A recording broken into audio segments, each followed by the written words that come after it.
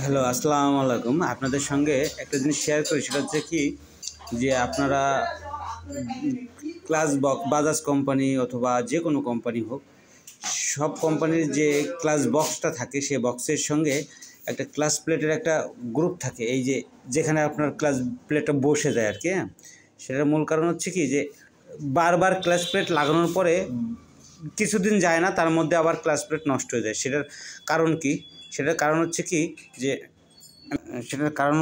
যে এই পাশে এই যে বক্সের যে সেন্টারটা, এই যেখানে ক্লাস প্লেটটা বসে, এই কর্নার টাইপের, ওই যে কর্নারে, হ্যাঁ, এই যে কর্নার দেখায়, এই যে কর্নার, হ্যাঁ, এই কর্নারে একটা গ্রুপ হয়ে যায়। যেমন ধরেন দেখাচ্ছি,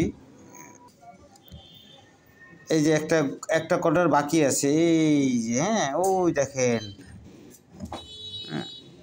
এই দেখেন এই যে খাস কাটা একটা দাগ, হ্যাঁ, এটা হচ্ছে ক্লাস প্লেট ক্ষয় হয়ে এখানে বসে যায়। যখন আপনি ক্লাসটা চাপ দেন তখন ওই প্লেটগুলো এখানে রিলিজ হয় না, তখন এটা বাধাপ্রাপ্ত হয়। এই কারণে আপনার ক্লাস প্লেটটা সামনের দিকে আগাইতে পারে না, সেক্ষেত্রে আপনার ক্লাস প্লেটটা দ্রুত খুব নষ্ট হয়ে যায়। হ্যাঁ, আমি এই যে এগুলা এই যে ঘষে আমি যে ঠিকঠাক করে দিচ্ছি।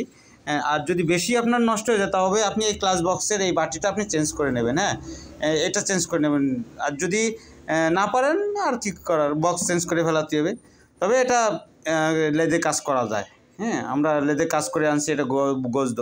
কিন্তু এখন এই যে আমরা এখানে এই যে আমরা এই একটাই শুধু রাখছি, এই যে সেটা হচ্ছে এই ভিডিও করার জন্য আমরা এটা রাখছি, যে আপনার এই কারণে এই পাশেও হবে, আপনার এই পাশেও হবে। হ্যাঁ, এই পাশেও পড়েছে হালকা, কিন্তু এই পাশটা একটু বেশি পড়ে। এই জন্য আমরা এই যে আমরা ওই দেখেন আগেরগুলো ওই যে আমরা ঘষে দিছি, ওই যে আমরা ঘষে সমান করে দিছি, ওই যে, হ্যাঁ।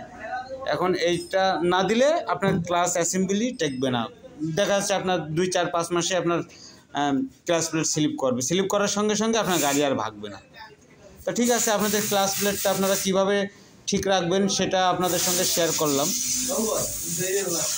তো এই ভিডিওটা এই পর্যন্তই রাখতেছি। আচ্ছা, আল্লাহ হাফেজ।